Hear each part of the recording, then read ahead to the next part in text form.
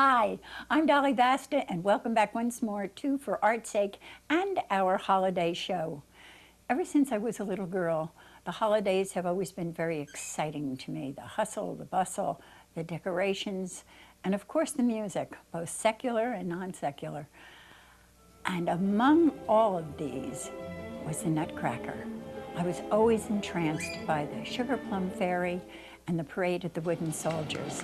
And so I thought, why not go back and revisit the Nutcracker with the American Repertory Ballet Company. I recently heard that the ballet company had hired a wonderful new artistic director and choreographer, Graham Lustig, and I was dying to talk to him, get his ideas. He has traveled tremendously throughout Europe and this country, and I wanted to hear what he had in mind for the American Repertory Ballet Company. He was an absolute gem to interview, and I hope all of you will think so too. So let's join him.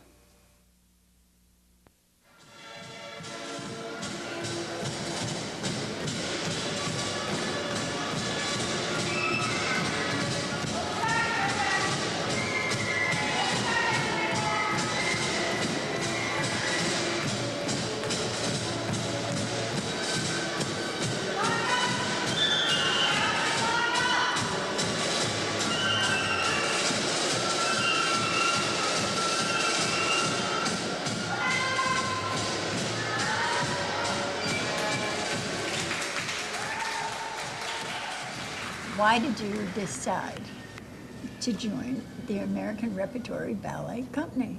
I'm sure you had offers to go other places. Better climate than New Jersey, anyway. Well, this is a somewhat better climate than London, but no, I stopped dancing 8 years ago. I've been a freelance choreographer. I've worked a great deal in America, but also in Europe, also in Asia, and I was looking for an organization where I could put down some roots, because part of being a choreographer nowadays means that you have a suitcase and you go to hotels for 3-5 weeks at a time to work as a guest with different companies. And it might sound very glamorous, but after 8 years and about 40 weeks a year on the road, you wonder who you are. You don't have a life. You can't see your friends. You can't see your family. So I wanted to put down some roots. And I knew of this organization because I'd met the former artistic director, Septime Weber, at a choreographic course in Carlisle, Pennsylvania in '92. And I'd been following the company. And when I heard the job was coming vacant, I applied. And initially, they put me on the wait list because they thought, what does that Brit know about American dance? But luckily for me, they did interview me. And one of the things that I found straight away from my first interview was this incredibly motivated board. Very, very hard-working, committed individuals who want to see this company do well. And when we were talking, I just felt that we were all on the same page.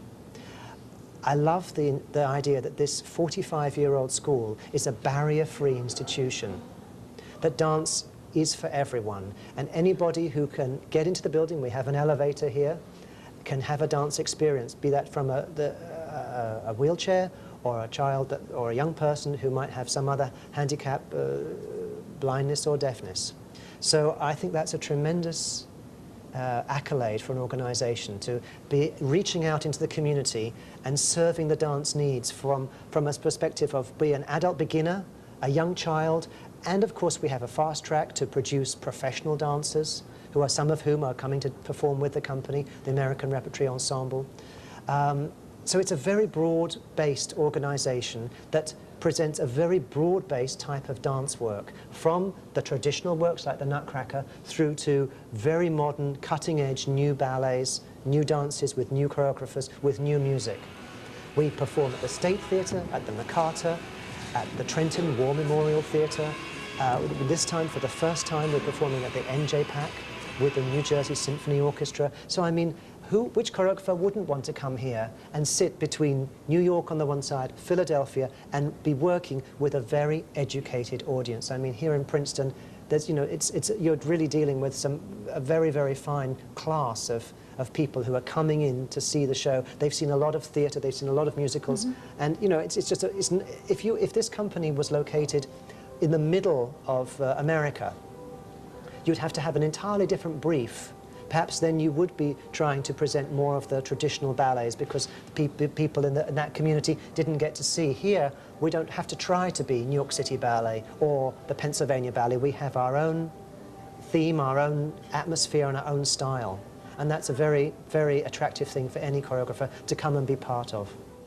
Graham, is the Nutcracker as big a tradition in England as it is here? Not at all, not at all. In fact, during my entire career, I never had to dance any of the roles in the Nutcracker. We just don't present it at Christmas time. Why?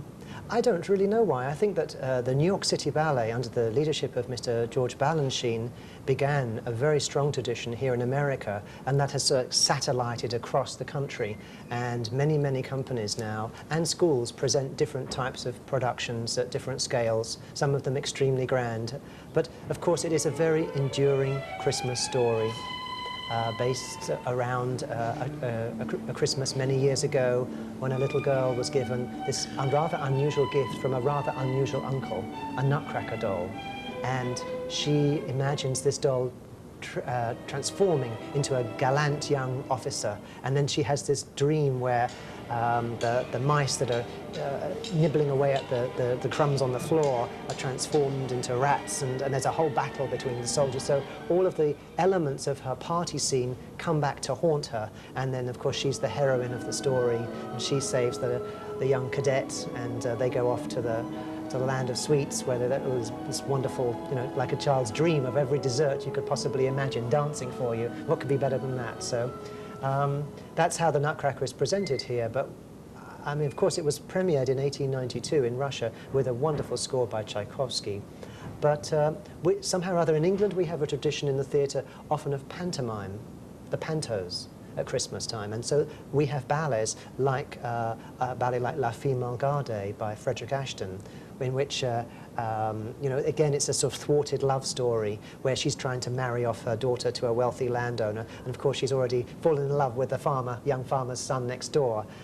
So that's the female guardian, the girl who's, you know, poorly guarded, as it were. That's in a literal translation. But in that ballet, one of the characters, the role of the mother, the widow, is played by a man in the same way that we would have like a dame in a panto.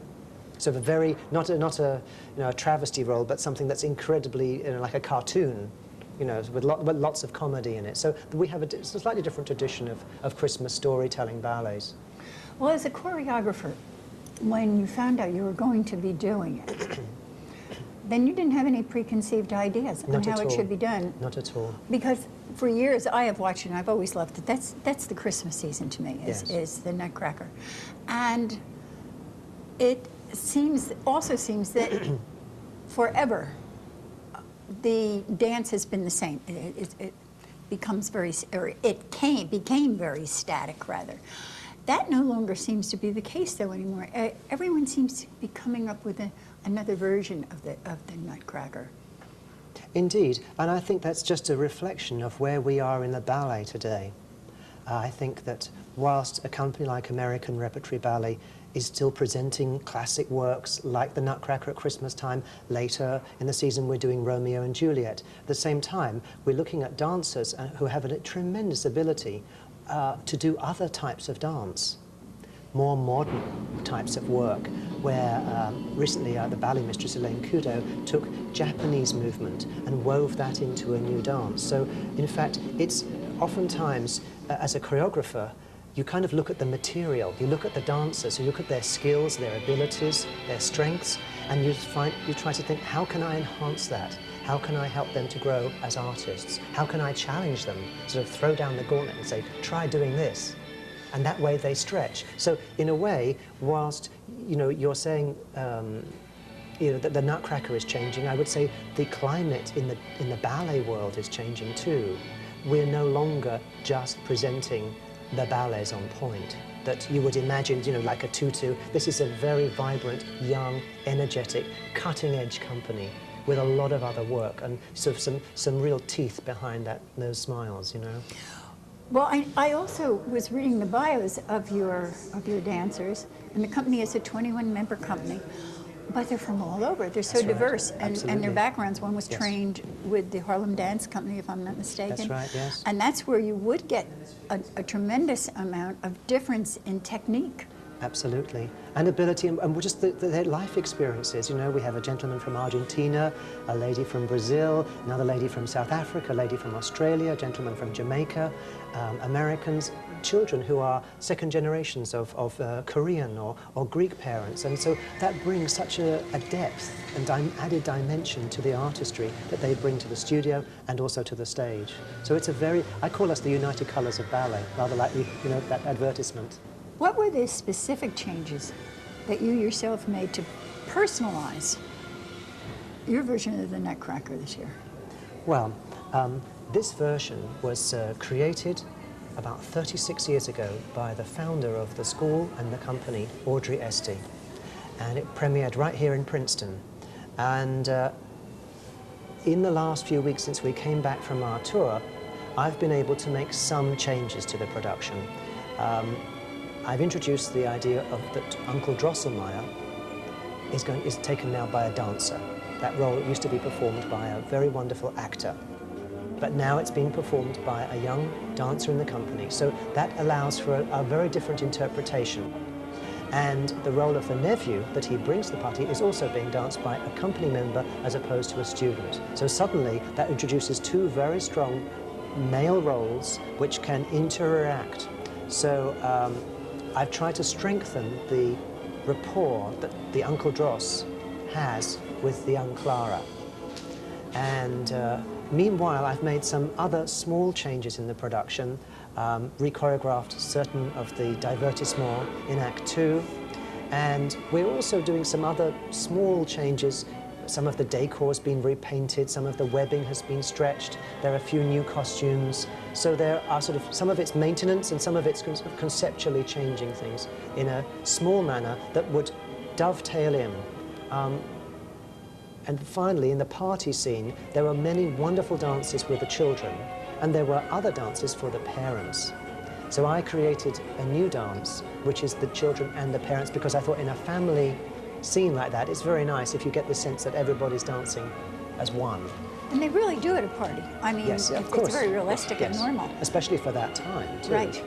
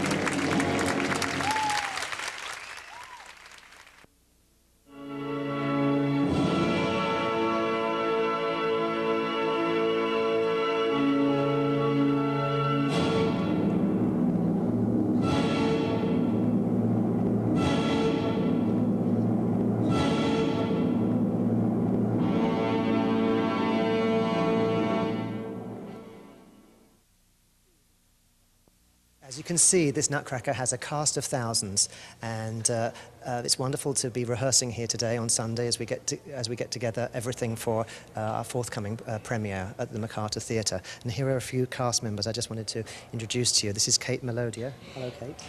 I'd like to ask you what your favourite role is in the Nutcracker this year. I like the way where I go out and I get spanked. I like that part very much, and I like the doll dance. And I really enjoy being a party child. Right, thank you. She's the naughtiest of the 9 children in the big family. She gets left asleep on the sofa. And this is Emily, and she's playing Clara for the first time this year. So I want to ask you, what's your favourite moment in Clara? Well, my favorite moment is when I first come out with the maid at the very beginning, and when the curtain goes down at the very end of the ballet. All right, thank you. And this is Maya. Maya has played Clara before, so I'm going to ask Maya, how's it different for you this year now that you're a year older and you've got a years more experience behind you? Well, it's easier in some ways because, I know a lot of the choreography, but a lot of it's changed too, so it's not boring. It's exciting to do it again. Now, this will be the last year that this will be... This production, yes. This production will be Yes. performed. Starting Yes. next year, Yeah. you will be doing one that is your entire concept. That's right, yes. So I've been working with a wonderful New York designer called Zach Brown, and we've been working for 4 months, and I go to New York most weekends, and we work through the afternoons, developing ideas, developing the set, the costume, and also conceptually too.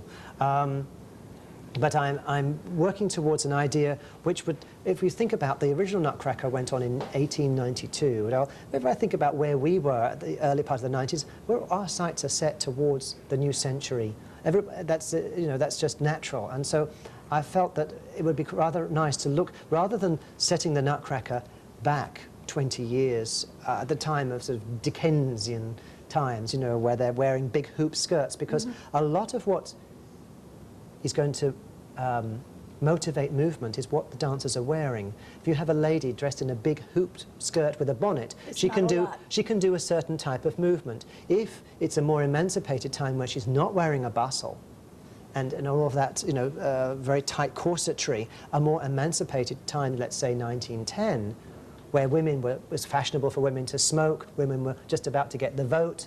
I think that's a sort of slightly more interesting intellectual time, and also, so from a design point of view, look at a family that was emancipated, that were modernists. So not all that, not all those fantastic lace and pictures and things like that, but much more abstract, more minimal, just towards a new time, and so it reflects a new sense of where the new century was beginning.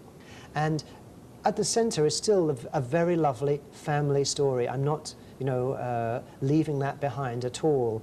But I am introducing some new elements just to show that sense of progression that I would like for Clara to have in the story. So her dream becomes also a personal journey of some development, of some growth.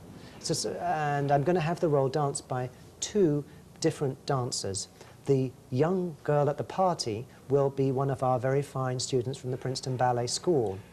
But during that transformation scene where it goes into her dream, that role will be taken over by a company lady, one of the younger company ladies. So she will, because technically she'll be stronger and it'll be more appropriate, so she will have the journey and it will come back to the little girl's dream at the end of the story.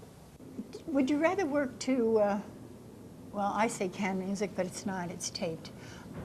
Not at all. Or Not at all. with live music? Always with live music, whenever. And for our opening night, we did have the Philip Glass piece was played live on stage. And we will be performing at the New Jersey, at the NJPAC. We'll be performing with the New Jersey Symphony, and for some of the performances at the State Theatre here in New Brunswick, we'll also have an orchestra. But I'm very committed, and in fact, on the horizon, another very exciting development is that for our opening night next season, October 2000, we'll be collaborating with the Princeton Chamber Symphony. So they'll be performing with us on our opening night performances. That is exciting. It's marvellous. So there's so many useful synergies here. They're wonderful theatre companies, wonderful local orchestras and musicians. There's a lot to be discovered. I just wanted to ask you one more thing, because I know that you have to get back to class. What do you see for the future of this dance company?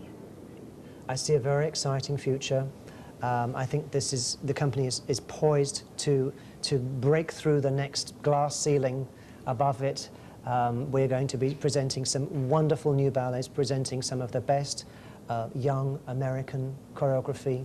And we've got a great group of performers here, real performers, not studio performers, but people who really know what the business is and can deliver on stage. And everything I've seen from them so far just makes me so excited for a very promising, exciting potential that's out there, just around the corner in the new century. What about yourself? Well, I'm learning. You're here forever? I'm here forever. I've burnt my bridges, so to speak. Not my breeches, my bridges. And no, I'm having a lovely time here. And there's always been such a wonderfully positive, charged energy for dance in this country. And that's one of the things that has been so inspiring. So whilst now I'm planning to restage something like my Shrew, it's very, very exciting to be imagining now a new Midsummer Night's Dream, to collaborate some of the children from the school with the company and to present to the New Jersey audiences for the first time a whole new vision of a classic story like that. See, what did I tell you? They're a wonderful young company, and he is a delightful gentleman. His enthusiasm just shines through every word he speaks. Before I close, I'd like to wish all of you a very happy and healthy holiday and a wonderful new year. I always like to thank my crew, though. Jennifer, Cindy, Peter, and Dave, my director. It's been 17 years that we have been taping for Art's Sake, and from time to time, we have deviated a little bit on subjects that have fascinated me. Well, we've got a surprise coming in January. We're going to be doing a brand new show. It's going to be called Dolly's World. And we're still going to continue the arts because I would never give those up. But we're going to segue away into some other fields that I've always been fascinated by, such as the show we did with Mike Mansfield on animals, and maybe some medical issues and other things which come along that interest me. I hope you will always stay with us. You've been a wonderful audience. So I'll see you next month. In the meantime, take care.